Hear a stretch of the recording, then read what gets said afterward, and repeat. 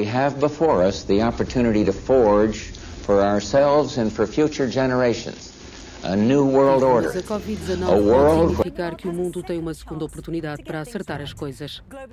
A injustiça global tem sido brutalmente exposta pela pandemia.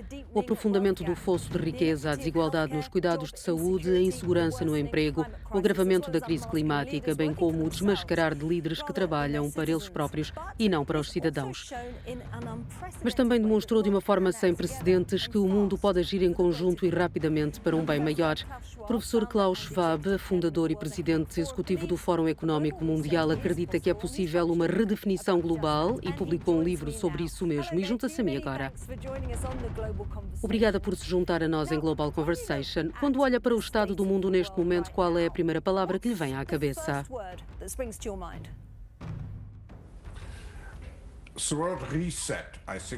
A palavra reset, penso que é apropriada. Presidente Clinton, presidente Bush, presidente Obama, presidente Biden, vice-presidente Harris e meus concidadãos. A era de ouro dos Estados Unidos começa agora. Nova ordem mundial, era de ouro, nova era. Grande reset, nova consciência, nova mentalidade, nova espiritualidade, era de aquário, terceiro milênio e tantas outras expressões para se referir ao plano da elite oculta, para trazer um governo central mundial, uma economia única e uma religião ecumênica. Vez ou outra, ouvimos líderes mundiais expressar esses termos.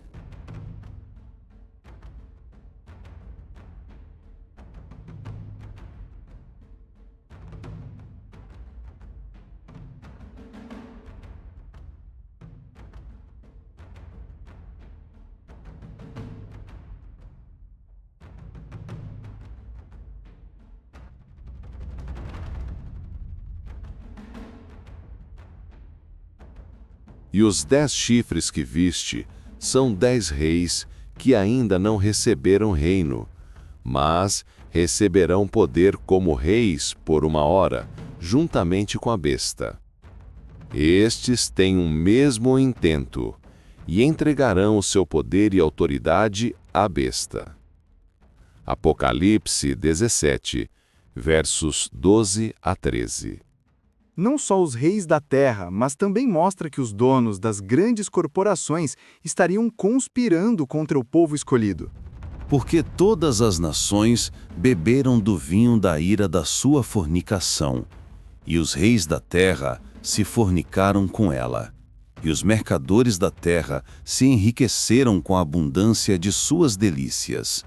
Apocalipse 18, verso 3.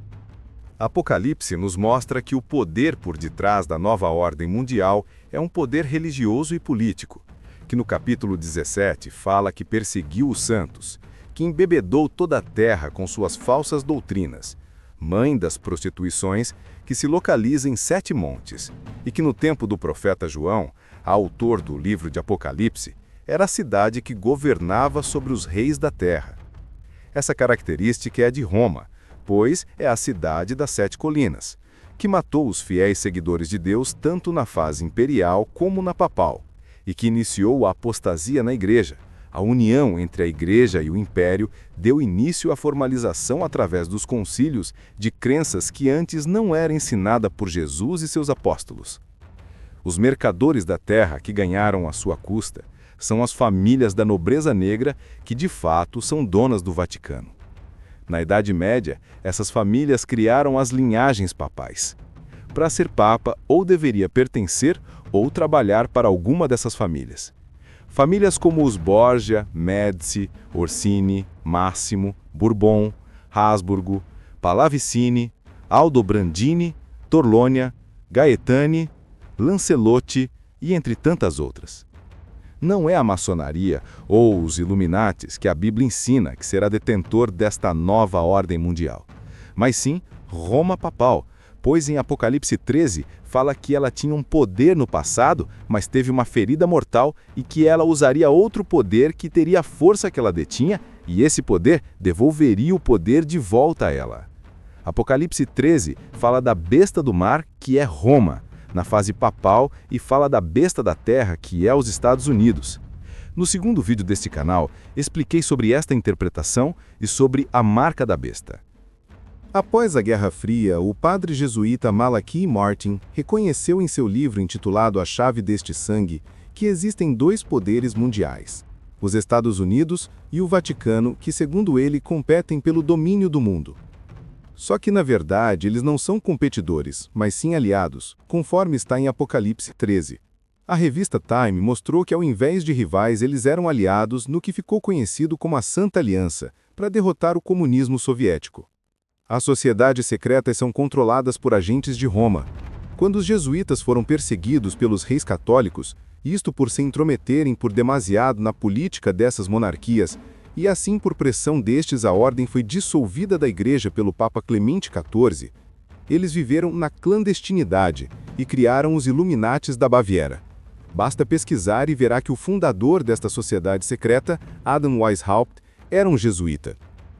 Interessante saber que o fundador dos Illuminates recrutava os maçons para sua nova sociedade e assim colocar uma sociedade secreta dentro de outra, a tal ponto que não se descobria realmente quem são os verdadeiros cabeças desta seita secreta.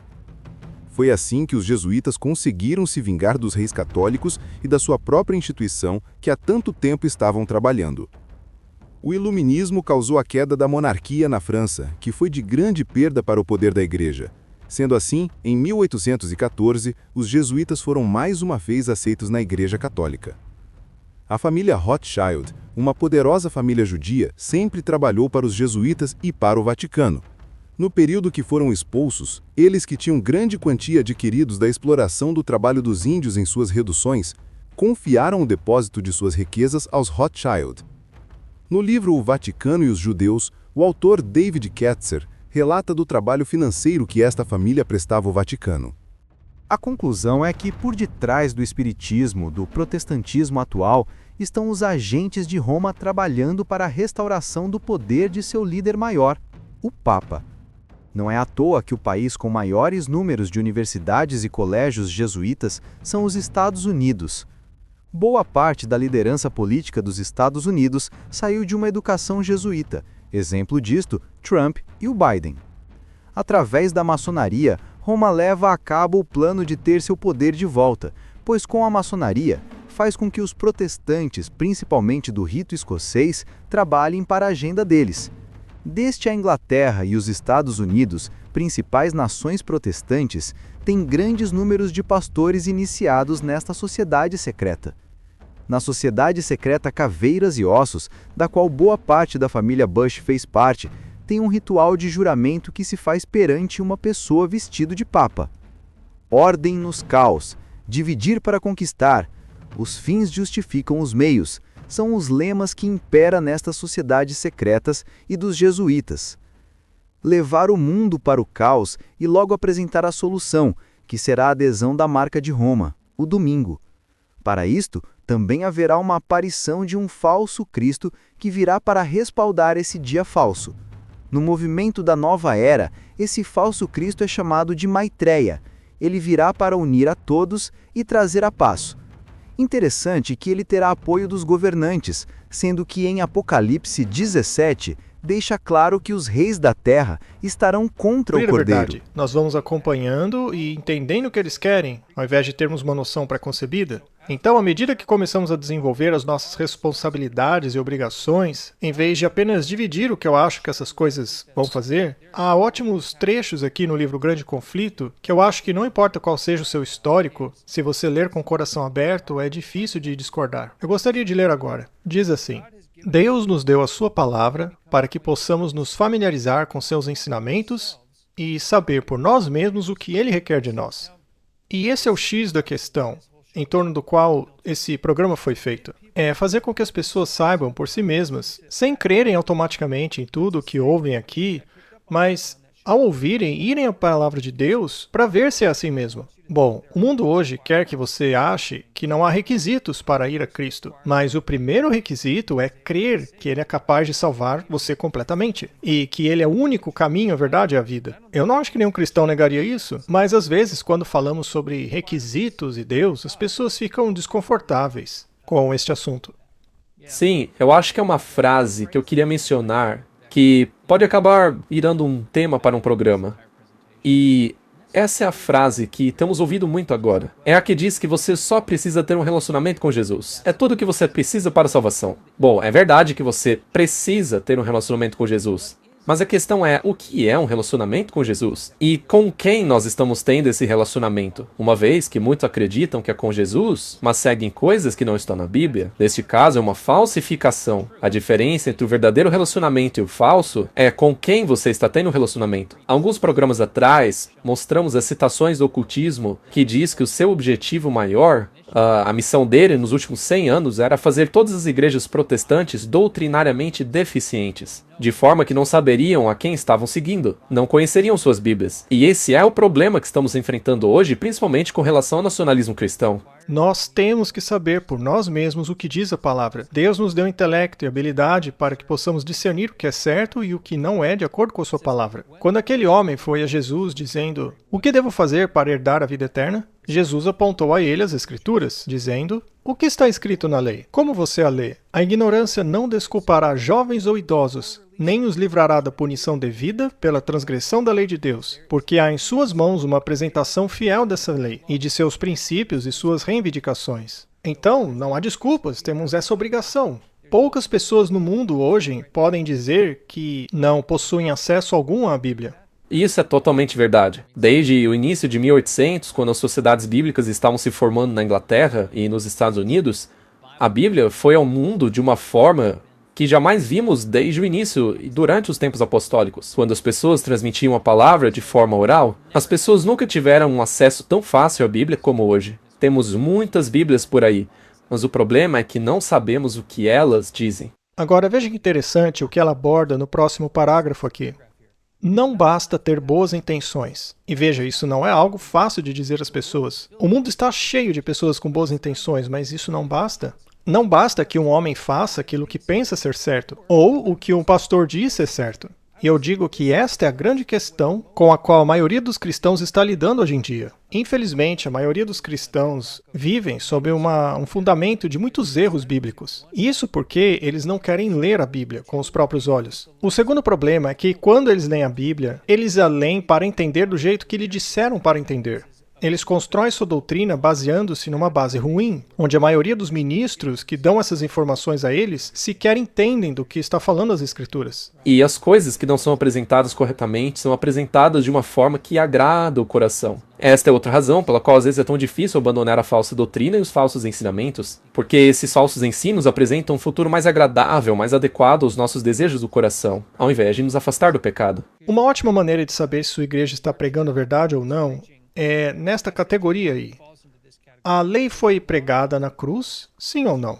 Se a sua igreja ensina que não apenas as leis de Moisés foram pregadas na cruz, mas também os mandamentos de Deus, isto é um grande problema. Foram apenas as cerimônias, os tipos, os rituais que foram pregados, mas o mandamento de Deus, dado no Éden na criação, não foi pregado. E se eles ensinam isso, então você não está seguindo a palavra neste momento, você está seguindo doutrinas de homens. Você acha que essa é uma boa linha divisória que podemos utilizar? Com toda certeza, Cristo diz em João que seremos julgados de acordo com a palavra que foi falada. Então, se achamos que a palavra foi pregada na cruz, o que é que será julgado? Nesse caso, nem deveríamos ser julgados, porque nesse caso já acabou. Exatamente.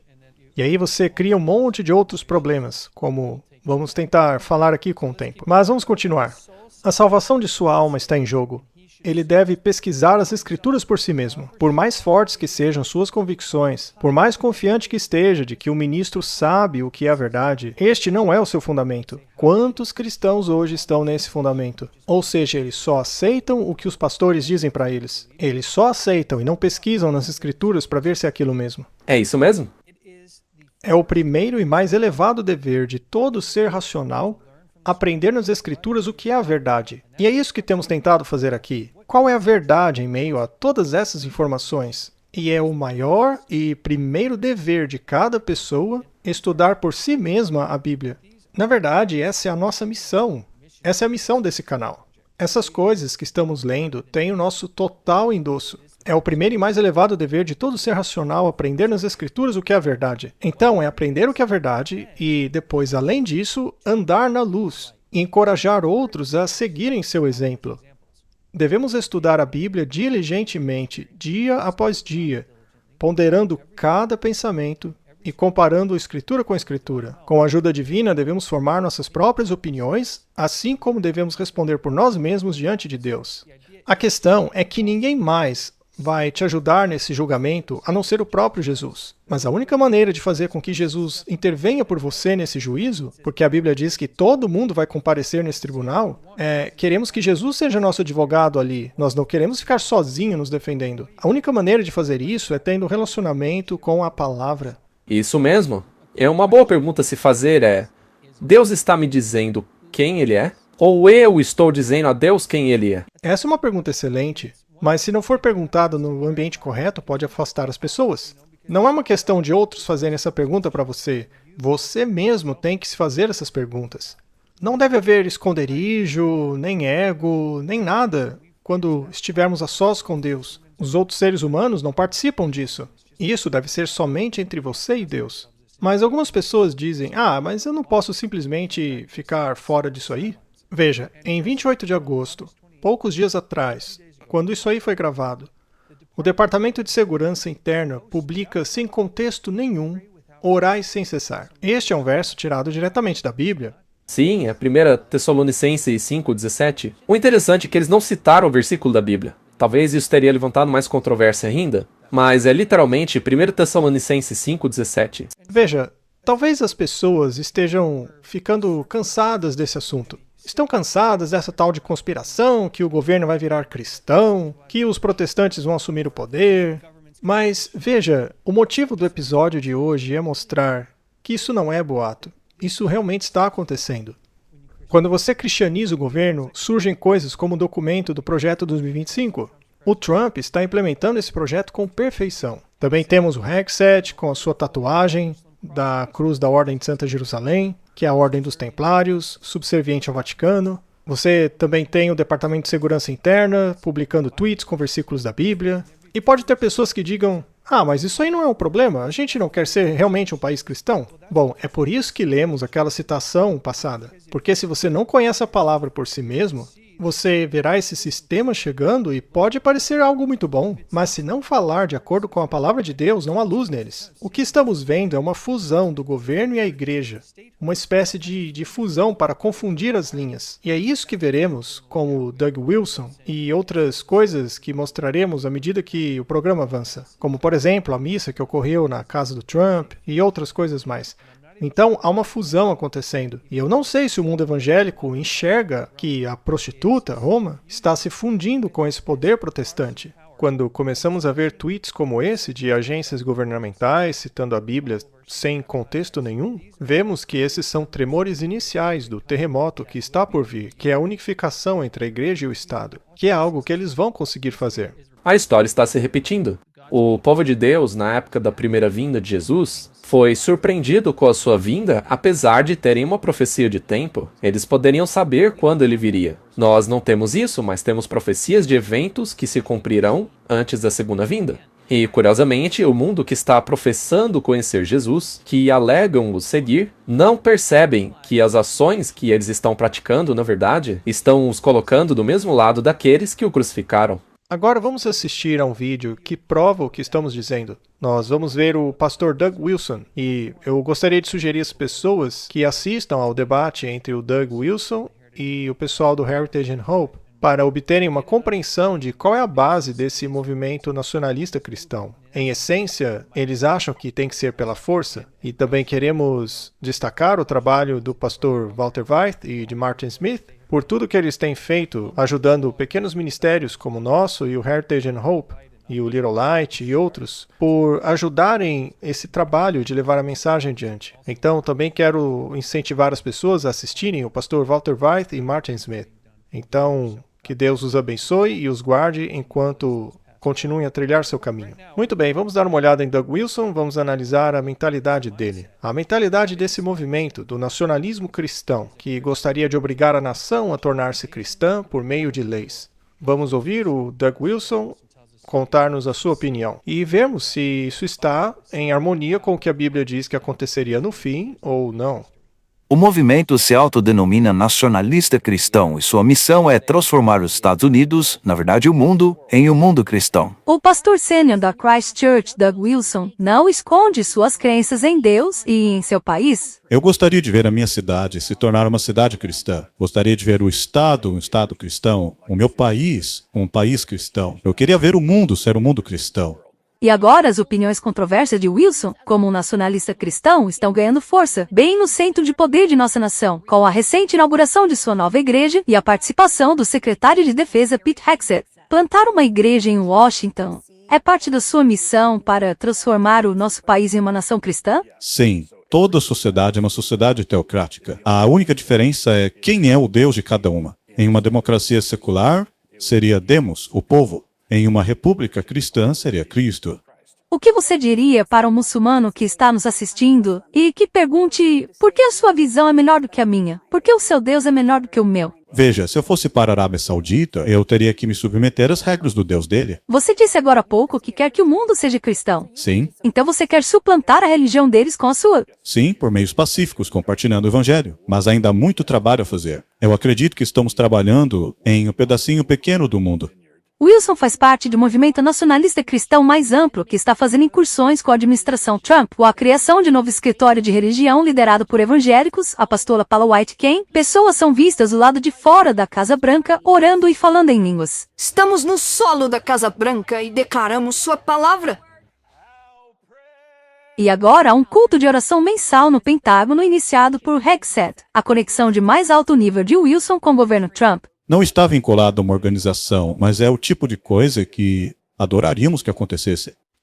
Muito bem, então isso foi apenas um vídeo de 2 minutos para que as pessoas entendessem a mentalidade nacionalista cristã. E eles falaram sobre esse escritório de fé, do qual falamos, que tem a Paula White Cain como chefe desse negócio. E veja, nós não vamos medir palavras aqui. O cristianismo de Paula White é a versão demoníaca do cristianismo, dizendo que onde ela pisa torna-se solo sagrado e que agora a Casa Branca é o solo sagrado porque ela está lá. Essa é uma mentalidade muito pentecostal evangélica que está permeando todos os corredores da Casa Branca, até mesmo na Suprema Corte, no Congresso e na Câmara. Eles agora estão cheios desse tipo de nacionalismo cristão, essa ideologia sionista que abordamos detalhadamente. E o objetivo é cristianizar o mundo inteiro. O governo agora tem essa visão de que eles precisam proteger essa ideologia específica. Bom, como cristãos, você pensaria que a gente apoiaria isso, mas não é a favor disso que a Bíblia nos diz para lutarmos. Não, de jeito nenhum. Na verdade, quando eu estava assistindo esse vídeo, eu meditei no que ele disse. Foi uma declaração nada convencional de se fazer. Ela meio que chama sua atenção. Ele diz que todo o governo da Terra é uma teocracia. E ele menciona que é assim, porque se não é Deus, na verdade, é Demo, que é o homem. E isso é interessante, porque é exatamente o Rei do Norte e a ideologia do Rei do Sul sendo colocada em prática. Você tem o humanismo secular como Rei do Sul, e agora o Rei do Norte está em ascensão. E não há nada que o impeça em sua jornada final, como vemos no final do capítulo 11 de Daniel. Então o que está acontecendo agora é que o nacionalismo cristão eventualmente se tornará a síntese de tudo, que é o globalismo cristão. Sim, e quando realmente olhamos para os versículos da Bíblia, que descrevem em grande detalhe o que acontece no fim dos tempos, isso me faz pensar, será que o Doug Wilson e os outros nacionalistas cristãos estão realmente considerando qual será o último estado do mundo? Tipo, se eles forem bem-sucedidos e o mundo inteiro for convertido, será que isso bate com a descrição da Bíblia? É assim que a Bíblia diz que o mundo estaria no fim? Será que todo mundo estaria uma maravilha? Vamos ver uns versos aqui. Apocalipse 18:3. Pois todas as nações beberam do vinho da ira da fornicação. Que vinho é esse que está deixando todos bêbados? As mentiras de Satanás. São falsas doutrinas. Todas essas mentiras que agora compõem a sua igreja e todos os reis da terra que se prostituíram com ela. Então, é um mundo único, todas as nações embriagadas com falsas doutrinas. Apocalipse 16:14. E essas falsas doutrinas vão aos reis da terra e do mundo inteiro. E mais uma vez, o mundo inteiro está envolvido, como Doug Wilson estava dizendo. E esses têm o mesmo intento, entregarão seu poder e autoridade à besta. Isso daí é no fim dos tempos. Eu não acho que ninguém diria que isso aí já passou. E temos aqui Apocalipse 13:3, e todo mundo se maravilhou após a besta. Então, mais uma vez, se o Doug conseguir o que ele quer, o mundo inteiro se converter, e isso, na verdade, estará em harmonia com o que a Bíblia diz. Porque, de fato, a Bíblia diz que haverá uma conversão do mundo inteiro em cima de algo. Veja, foi-lhe dado poder sobre toda tribo e línguas, nações, e todos os que habitam sobre a terra o adorarão. E ele exerce todo o poder da primeira besta diante dele. Eu perguntaria ao pastor Doug que poder é esse, no final do tempo, que todo mundo agora está adorando. Se você está trabalhando para montar igrejas em Washington, e você sabe que está tentando converter o mundo inteiro, como você concilia isso com o estado que a Bíblia diz que o mundo estaria no fim dos tempos? No vídeo que você mencionou, que o Heritage and Hope fez em conjunto com o Clash of Minds, com o Walter e o Martin, e mais uma vez, é um ótimo programa para vocês assistirem. Houve um ponto muito importante lá que o Walter levantou. Ele desafiou o pastor Doug Wilson dizendo que isso é uma falsa compreensão do milênio, porque é exatamente o que é. Todos esses versos que você acabou de alinhar perfeitamente descrevem o que está acontecendo agora dentro do nacionalismo cristão e que vai se concretizar. Mas a razão pela qual eles não veem nisso é que eles enxergam o milênio como um período em que eles vão trazer o reino de Cristo a essa terra. Quando Cristo voltar, ele vai basicamente endossar o que eles já conseguiram aqui, para começar um reino de paz de 1000 anos com a humanidade, graças aos esforços desse pessoal. Eu acho que a mesma coisa está acontecendo agora na história. Há uma falsa ideia, uma falsa doutrina, uma mentira que Satanás consolidou, criou raízes e está causando cegueira, impedindo que eles vejam o que realmente a Bíblia diz que aconteceria no final. Sim, eu acho que o que falta neste poder evangélico, no poder nacionalista, é a capacidade de articular cada uma dessas linguagens proféticas de maneira visual que nós estamos observando. Porque se isso de fato acabar no milênio, e digamos que essa é a justificação deles, converter o mundo inteiro, né? Mas aí, quando que essa falsa unificação vai acontecer? Sob que bandeira isso acontece? Porque seria um sistema mundial religioso não cristão? Porque à medida que avançamos, vemos isso repetidamente. A Bíblia indica que haveria um sistema de aparência cristã falsa que seria o verdadeiro inimigo. Veja o que diz Apocalipse 12:17. Nós sabemos que o dragão é Satanás. E ele ainda assim pode ser relacionado ao romanismo pagão, que depois se transformou em Roma cristã papal, que vemos hoje, né? Então, este poder, esse falso poder, lutaria contra a descendência da mulher, faria guerra contra ela. E a palavra remanescente já implica que será um pequeno grupo de pessoas. Mas algumas pessoas disseram nos comentários que remanescente não significa pequeno, mas não é isso. Significa que, assim como no tempo de Elias, quando a maioria dos profetas eram profetas de Baal, ele achou que era o único fiel a Deus. Mas não é, Deus disse a ele que ainda havia os 7.000. Agora, o que eram esses 7.000 em comparação a todo o povo apostatado da época, certo? Era um número pequeno. Era um número pequeno. E se formos a Apocalipse 16, na descrição das pragas, há um pequeno interlúdio ali, onde você tem os espíritos malignos aparecendo como rãs, saindo da boca da besta, do dragão, do falso profeta. E isso é para o mundo inteiro. Então, se a sua intenção é transformar o mundo inteiro em cristão nessa terra, durante esse suposto milênio, você está, na verdade, liderando este movimento descrito em Apocalipse 16. É um movimento demoníaco. De fato ele é, e é por isso que ele diz que o estado desse sistema, no final, seria cheio de demônios. Eu gostaria de acrescentar algo no qual estava pensando quando vocês falaram justamente sobre esse poder do fim dos tempos. Em 2 Timóteo, o apóstolo Paulo está falando para Timóteo que nos últimos dias haveria esse poder que tem uma forma de piedade, mas que nega o seu poder. Então, até mesmo o próprio Paulo, como você sabe, ou João, ou Cristo, com essas palavras, está dizendo que no fim dos tempos deveríamos prestar atenção neste falso sistema que parece bom, mas que não tem o poder de Deus. Eu realmente gosto do que Paulo diz depois, ele diz, afastem-se deles.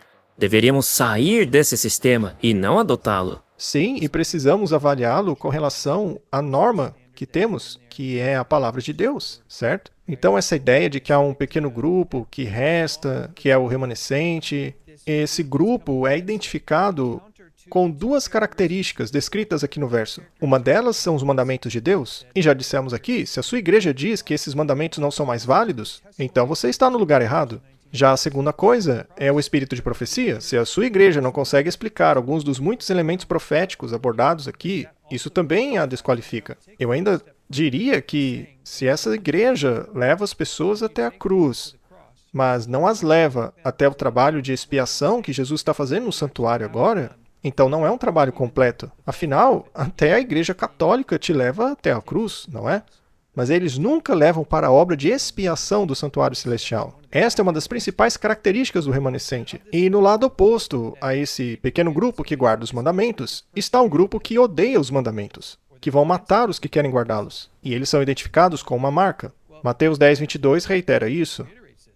Jesus disse que seríamos odiados por causa do nome dele. Então, essa ideia do nacionalismo cristão, de impor e legislar a moralidade cristã e fazer isso por amor a Deus, na verdade é uma ideia contraditória. Afinal, que justiça é essa que leva à perseguição de outros, ainda mais daqueles que estão guardando os mandamentos de Deus? Há algo claramente errado aí.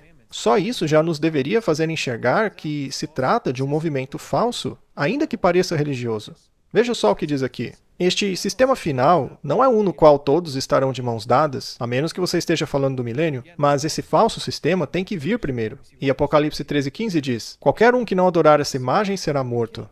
Então, em que ponto, na opinião do pastor Doug Wilson, essa matança acontece? Por que isso tem que acontecer antes do milênio ser estabelecido? Eu ainda tenho dificuldade em juntar as peças do cristianismo segundo o fluxo de evento dos nacionalistas. Eles meio que acham que toda essa coisa do arrebatamento, do terceiro templo, tudo isso vai acontecer e esses versos todos da Bíblia simplesmente não vão. Eles não se importam com esses versos, eles os ignoram. Isso porque não se encaixa na ideia deles. Sim, e só para voltar no ponto que o Kenneth levantou, lendo Timóteo, lá não diz apenas que eles teriam uma forma de piedade, mas que eles negam o poder. Eles negam o poder. Você mencionou o santuário celestial, onde Cristo está fazendo a sua obra de intercessão hoje. Mas eles ainda estão focados na cruz, que é o pátio. Mas hoje ele está no dia da expiação, no Santíssimo, no céu, preparando-se para finalizar a obra do santuário. E é aí que eles negam o poder de Cristo, que é o poder para libertá-lo completamente dos seus pecados. É por isso que o nome dele é Jesus, segundo Mateus 21. Vocês o chamarão Jesus, porque ele salvará o seu povo dos seus pecados. Então é um evangelho fraco que eles querem sustentar, um evangelho que não tem poder. Eles negam o poder de Deus para vencer porque dizem que a lei foi abolida ou alterada. Foi alterada para se adequar ao coração caído do homem. Então esse evangelho que é pregado hoje, que não inclui o poder de superar o poder do santuário, todas essas coisas é negar o poder de Deus. Que é exatamente o que Mateus 24 continua a dizer. Afinal, não foi isso que fizeram nos dias de Noé? Não é exatamente a mesma mentalidade dos dias de Noé? Assim como foi nos dias de Noé, também será na vinda do Filho do Homem. A ideia aqui é de que, como você disse antes, a história está se repetindo. Essa aparência de piedade, mas sem o poder dela. Isso é tentar aceitar a Deus sem a lei dele, aceitar a Cristo sem o sangue dele, sua obra sem a expiação. Vamos dar uma olhada mais detalhada nisso mais tarde. Mas essa ideia de que veremos essa conversão cristã mundial, enquanto a Bíblia diz que há um pequeno remanescente que será odiado pelo mundo, e que aqueles que não adorarem serão mortos, e que o mundo está tão ruim que está indo para sua destruição, como foi nos dias de Noé, este será o cenário quando Cristo voltar. E eu repito, eu ainda tenho dificuldade de entender como eles constroem a escatologia do fim dos tempos. Eles ignoram muitos versos bíblicos. Eles tentam, de qualquer forma, defender esse sistema que usa força na adoração religiosa. Sim, é uma grande contradição. E, na verdade, isso é o padrão de Satanás. Ele é o mestre em criar essas falsificações. Com relação ao que o Kenneth disse, é verdade, vai parecer cristão. 2 Coríntios 11, 13 a 15 diz exatamente isso. Falsos apóstolos, falsos obreiros, fraudulentos, transformando-se em apóstolos de Cristo. Eu não estou falando aqui de Buda, lá, Krishna, não, eu estou falando de pastores mesmo. Homens tentando levar o mundo a ver essa visão que não é verdadeira. Não é de se admirar, pois o próprio Satanás se transforma em anjo de luz. Portanto, não é de se maravilhar se os seus ministros agirem da mesma maneira. Você os conhecerá pelos seus frutos. Se eles estão ministrando algo que parece sagrado, mas que está impondo adoração a outros, ora, de onde vem isso? Não é de Deus. E o seu fim será conforme suas obras. Em Mateus 7, 21, 23, você tem ali na tela uma descrição de como será os últimos dias. Quando as pessoas virão até ele e invocarão o seu nome, dizendo, Senhor, Senhor, mas eles não poderão entrar no reino dos céus. Eles dirão, não profetizamos nós em teu nome, não expulsamos demônios em teu nome, em teu nome não fizemos milagres, fizemos todas essas coisas em teu nome? Mas Jesus dirá a eles, eu nunca os conheci. Apartai-vos de mim, vós que praticais a iniquidade. E eu repito a questão, cabe a mim definir quem Deus é, ou é ele que sabe quem eu sou? E o que significa a palavra iniquidade? Iniquidade é pecado, é negar o poder de Deus. Iniquidade significa fora da lei. Se eles estão praticando iniquidade, significa que eles estão fora da lei. Eu queria que as pessoas realmente entendessem isso, porque os nacionalistas e evangélicos, eles gostam de ficar apenas no Novo Testamento. Então veja aqui as próprias palavras de Jesus. Ele mesmo está dizendo quem é o poder do fim dos tempos. Veja, em teu nome fizemos tudo isso. Esse sistema falso do fim do mundo vai usar o nome de Jesus. Vão usar o sangue de Jesus. Então, amigos, Deus está dizendo a vocês, cuidado com este poder que alega ser cristão, que exibe uma forma de justiça, mas que rechaça a lei de Deus, que são foras da lei, porque eles são foras da lei em nome de Jesus. Eu realmente espero que as pessoas comecem a entender o que Deus está nos mostrando aqui. Ele está nos dizendo que no meio desta batalha entre o Rei do Norte e o Rei do Sul, entre esta visão de mundo religiosa e a visão do mundo secular, entre o mundo anti-Deus e o mundo que parece querer Deus, parece que algo de bom vai sair daí, mas não é verdade. Vai parecer que é bom, mas não é. E para as pessoas que estão nesse movimento, lembrem-se, nós falamos muito nesse canal sobre os milagres que estão chegando. Milagres vão unir o mundo. Todas essas pessoas estão se perguntando como isso vai acontecer. Ora, os milagres vão fazer isso. Veja o que diz o texto. Expulsamos demônios, fizemos milagres. É isso daí. Pessoas que fizeram milagres em nome de Jesus. Mas que Jesus dirá a elas, nunca os conheci, porque vocês rejeitaram minha lei. E o centro da lei de Deus é o sábado, o quarto mandamento. Eu gostaria de trazer um slide aqui. É João 16, versículos 2 e 3. Lá é dito que eles vos expulsarão das sinagogas, e chegará o tempo em que aqueles que os matarem acharão estarem prestando serviço a Deus.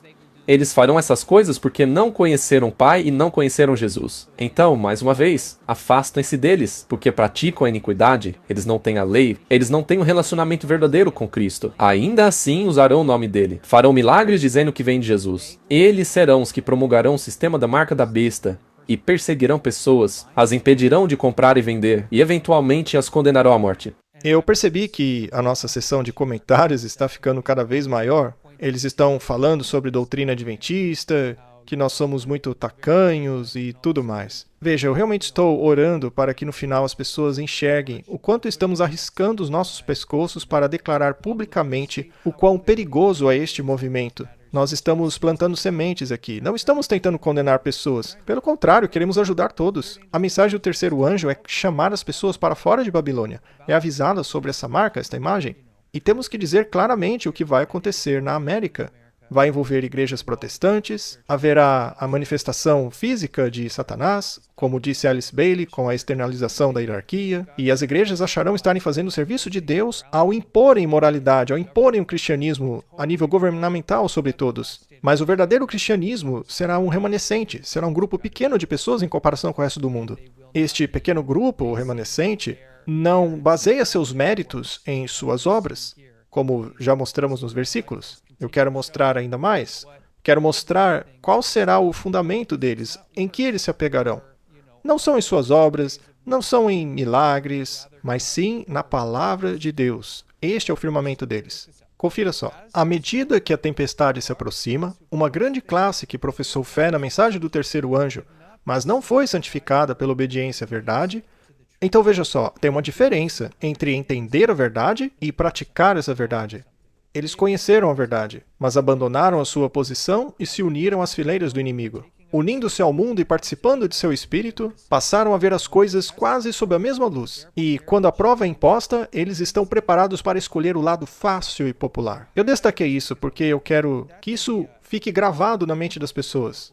Se você vir um movimento de reavivamento que está tomando conta do mundo todo, que é popular, mas de doutrina fraca, sem levar em conta a lei de Deus, então, meu amigo, você está olhando para o lado fácil e popular. É como disse o Andrew, a mensagem deles é fácil, é reconfortante. Veja o que o texto diz. Homens talentosos de fala agradável, que antes se regozijavam na verdade, empregam seus poderes para enganar e desencaminhar almas. Tornam-se os inimigos mais ferrenhos de seus antigos irmãos. É como disse Jesus, vocês serão odiados por causa do meu nome. O lado popular e fácil será um dos sinais que você está no caminho errado. Sabe qual é o lado popular e fácil com relação à adoração? É o dia em que todos os outros guardam. Guardar o dia da lei de Deus será realmente difícil. O fácil será seguir a multidão e seguir o mandamento que todos estão seguindo, que é guardar o domingo. Difícil será guardar o sétimo dia, que diz a lei original de Deus. Sem dúvida, este é um dos sinais. Quando os observadores do sábado são levados aos tribunais para responder por sua fé, estes apóstatas, ou seja, aqueles que chegaram a acreditar na verdade, mas que abandonaram, serão os agentes mais eficientes de Satanás para deturpá-los e acusá-los, e por meio de falsos relatos e insinuações para incitar os governantes contra eles. Veja, talvez hoje você seja um guardador do sábado e esteja pensando, quando tudo isso acontecer, eu vou dar o meu jeitinho para me sentir confortável, vou me apegar a essa mensagem do amor de Jesus. E veja, nós aqui defendemos o amor de Jesus em toda a sua extensão. Não estamos tentando reduzir isso de forma alguma, só estamos dizendo que isto será usado como argumento para diluir a mensagem clara de quais são nossas responsabilidades. E vemos que muitos serão levados, e aqueles que ficarem, estes irão basicamente ser sujeitados ao ridículo, à perseguição, e as pessoas que costumavam ser amigas delas serão as suas piores inimigas. Isso pinta um quadro muito diferente do que eu penso que os cristãos nacionalistas enxergam. Eles acham que vão converter o mundo, construirão um terceiro templo, aí virá o arrebatamento pré-tribulação, e o resto não importa, a gente não vai estar na Terra. Mas não é isso que a Bíblia diz. Em João 14,15, ele conecta o amor por Jesus diretamente à lei dele. Graça é a influência divina sobre o coração e seu reflexo visto na vida. É um favor imerecido que Deus habite conosco e perdoe nossos pecados, e nos dê o seu caráter, nos dê o seu espírito para vencer. Este é o amor de Deus. Esta é a conexão entre os dois que você não pode separar. E assim, qualquer coisa que separe o amor de Deus da lei dele é um falso sistema. E não devemos ter medo da norma de Deus, porque Deus providenciou a provisão em Cristo para que possamos encontrá-los nessa norma por meio de seu Filho, pela fé em sua palavra. E então, deixando a santificação, por meio do Espírito Santo, trabalhar em nós. E quando dizemos trabalhe em você, não é como um interruptor de luz, tá? Que de repente você tem a habilidade de fazer coisas que não era capaz de fazer antes. Ou deixar de fazer aquilo que você não conseguia deixar antes. Este processo é aprender a se entregar. Você aprende a abandonar essas fraquezas e a usar os seus talentos para honrar a Deus ao invés de desonrá-lo. Todos nós temos a oportunidade de usar o que Deus nos dá quando entregamos esses talentos para Ele, mesmo que não saibamos o que isso significa. Temos que pedir, Senhor, ajude-me a entender qual é o seu plano para mim. Dá-me forças para trilhar esse novo caminho. E aos poucos, às vezes mais rápido, às vezes mais devagar, Deus trabalhará no coração e mente que está disposto a ser trabalhado. É quando não queremos mais nos submeter a Ele que começamos a endurecer nosso coração. Muito bem, o próximo videoclipe nos mostrará como essas duas coisas estão se fundindo. A Bíblia aponta para o dragão, besta e falso profeta. E a gente fala disso o tempo todo. Estes três são os poderes principais nos quais devemos nos concentrar. Eles são a base central da nossa mensagem com relação ao poder do inimigo que devemos prestar atenção. Não é no Oriente Médio, não é na China. É o dragão, a besta e o falso profeta. Agora, a besta e o falso profeta, que é a união entre Roma Papal e o protestantismo apostatado, esses dois serão amigos. Eles vão trabalhar juntos. O falso profeta vai recuperar o poder da primeira besta. E, porque sabemos disso, temos que começar a ver os elementos desses dois aí se unindo. Mas é muito estranho ver, porque você tem um sistema na mãe, com adoração a Maria, ídolos, santos, essas coisas. E, em sua maior parte, tem um sistema protestante, que, teoricamente, rejeita essas coisas. Então, como será possível que esses dois vão acabar se unindo? Bom, para isso, você precisaria de uma espécie de pessoa que atuasse como agente para esta união. O próximo videoclipe vai mostrar isso, como Donald Trump está agindo como essa peça de união. Em um ponto, ele está sentado em um refeitório com o mais poderoso dos líderes evangélicos do país, incluindo o filho de Billy Graham, Paula White, falando sobre como Trump é um grande administrador para os evangélicos, para fazer a América uma nação cristã. E enquanto isso, em sua casa em Mar-a-Lago, ele tem padres abençoando uma imagem de ídolo de Maria, que, segundo eles, foi quem protegeu-o na tentativa de assassinato em julho. E, simultaneamente, a mãe e a filha estão sendo unidos através da figura do Trump. E isso é realmente fascinante. Acho que as pessoas deveriam começar a ver como esse crossover vai acontecer. E para que isso aconteça, você precisa de pessoas como Donald Trump para ajudar a unir as duas coisas. Na verdade, já tivemos mais de 1000 líderes religiosos na Casa Branca. Obrigado, senhor presidente, por nos convidar aqui. É como disse certa vez o grande reverendo Billy Graham. Ele disse: Deus provou seu amor na cruz quando Cristo foi pendurado.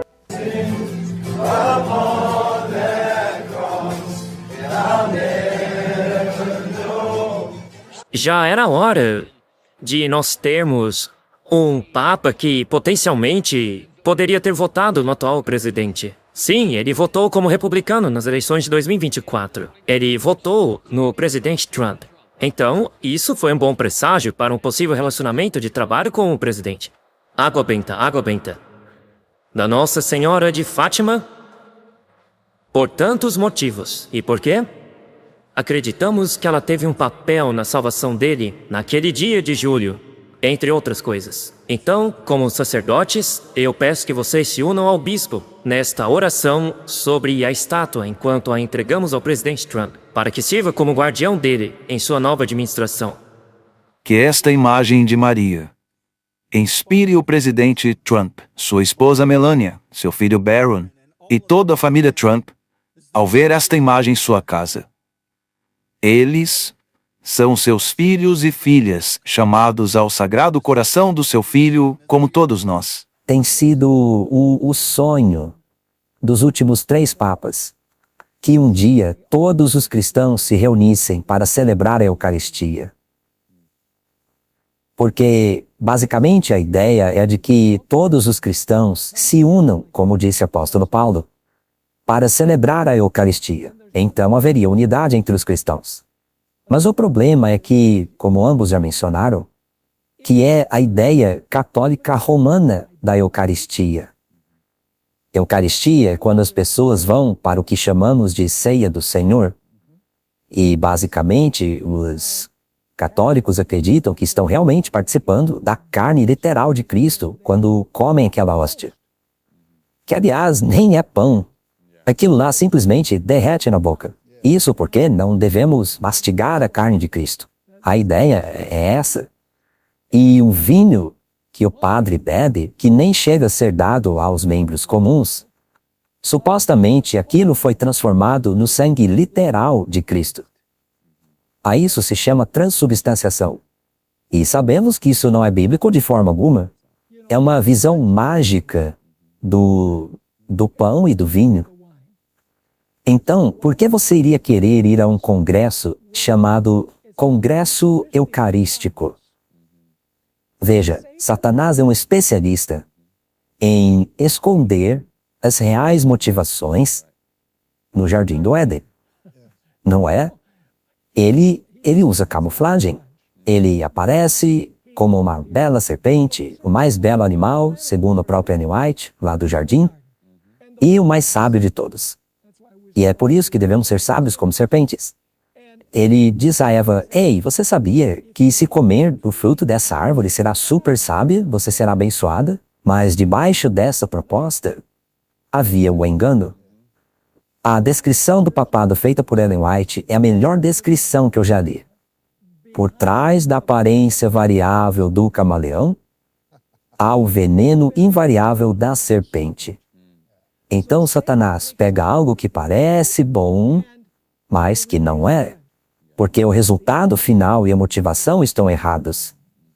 Portanto, eu não prevejo que nenhum adventista devesse ir a um congresso eucarístico para promover unidade familiar, unidade conjugal, unidade da igreja. Para mim, isso simplesmente não faz o menor sentido. Porque nós sabemos que este sistema é o anticristo da Bíblia. E eu sei que isso não é algo popular de se dizer em um programa como esse, que vai para o mundo inteiro em diferentes tipos de pessoas. Mas eu encorajo todos a fazerem sua pesquisa. Pesquise a história, pesquise a sua Bíblia, com oração, pedindo a orientação do Espírito Santo.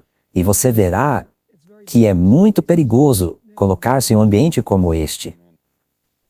Muito bem, eu acho que o pastor Bohr está certíssimo em chamar o papado pelo que ele realmente é. E também por dizer o que a Eucaristia realmente é, que é a mais pagã de todas as cerimônias que você poderia ter. É literalmente canibalismo. É o sacrifício, segundo eles, literal de Cristo, diariamente. A cada hora tem uma missa acontecendo em algum lugar do mundo. É o Salvador sendo sacrificado a cada momento no mundo. Isso não é bíblico. Eu achei que a explicação de Stephen Bohr, a de que Satanás é o mestre em disfarçar a verdadeira motivação e o que realmente vai acontecer a partir disso, muito boa. É isso mesmo que está acontecendo no momento. Todo mundo acha que essa é uma ótima ideia para unir o cristianismo no mundo inteiro, para que assim haja paz. Mas na verdade vai trazer a maior destruição que essa terra já viu. Um tempo de angústia como nunca houve. Então, eu acho bem interessante. Mas outra coisa era a música de louvor que estava sendo cantada. Depois houve uma citação do Trump, que ele estava falando, e aí foi para a música, né? Eles estavam cantando aquela música focada na cruz, Cristo na cruz. E eu me lembrei que, na Igreja Católica, Cristo geralmente é apresentado apenas de duas maneiras. Uma é pendurado na cruz e a outra como um bebê. Mas, de modo geral, é sempre ali na cruz. É cruz, cruz, cruz, cruz, crucificação, crucificação, crucificação. E aí você tem aquela música evangélica que foca da mesma forma. Em certo sentido, está muito alinhada com a representação católica de Cristo, sempre pendurado na cruz, sempre crucificado. Mas o que ele está fazendo depois da cruz, eles não tocam neste assunto de maneira nenhuma. No lugar disso, eles exibem esses rituais na terra, essas cerimônias com a sua hóstia idólatra, que é levantada no lugar de Cristo. Tudo isso para desviar a atenção do que Cristo está fazendo hoje lá no céu. Neste sentido, a teologia evangélica está alinhada com a teologia católica. E você não ficou arrepiado ao ver aqueles homens curvarem-se diante de Maria, que na verdade não é Maria, é Semiramis, passada de geração em geração na Babilônia? Eles fizeram desserviço ao nome de Maria, a verdadeira Maria. Mas a verdade é que ela não é mais exaltada do que qualquer outra pessoa mortal, e há muitas maneiras de se provar isso na Bíblia. Mas, vez após vez, eles disseram, vamos orar por essa imagem, para que ela proteja o Trump, assim como Maria o protegeu em sua tentativa de assassinato. É tanta blasfêmia acontecendo naquela cena que eu, sinceramente, a única justificativa para que os católicos consigam assistir àquela cena, sem ficarem doentes com aquilo, é pelo fato deles não conhecerem o que a Bíblia diz. É a única maneira.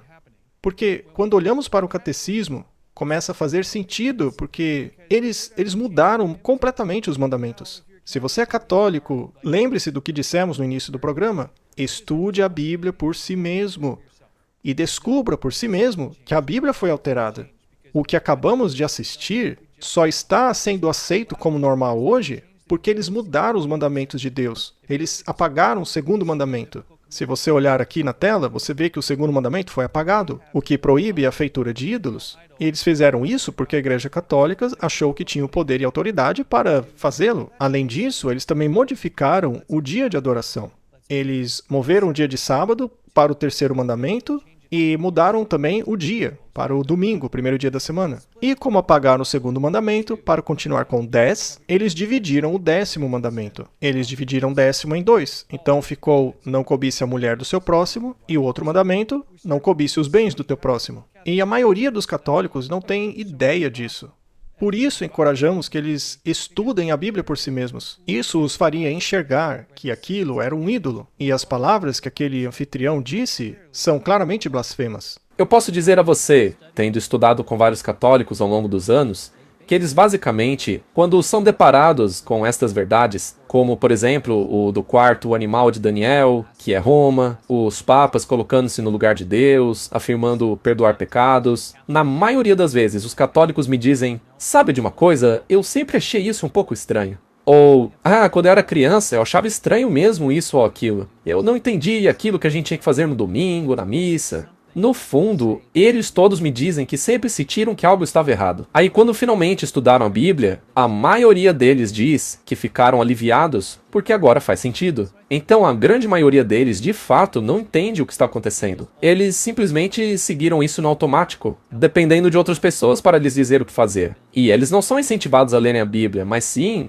a praticarem as tradições, as opiniões dos homens, né? Sim, e isso tem muito peso para eles. Veja, não estamos condenando pessoas. Na verdade, queremos ajudá-las. Na verdade, acho que grande parte dos convertidos à Igreja Adventista do Sétimo Dia vem do catolicismo, porque existe uma delimitação bíblica tão evidente, a diferença é tão clara entre o catecismo e o adventismo, que ao estudarem a Bíblia, fica claro para eles o caminho que devem seguir. Já mostramos aqui em outros programas que até a Igreja Católica admite que os adventistas do sétimo dia não são como as outras igrejas. A gente já mostrou muita coisa aqui. Provavelmente mostraremos de novo, né? Porque as pessoas precisam ouvir essas coisas de novo. Precisam entender que há uma diferença enorme entre as duas coisas. E a mãe prostituta sabe que as suas filhas estão submissas a ela sob duas doutrinas, a da imortalidade da alma e a da santidade do domingo.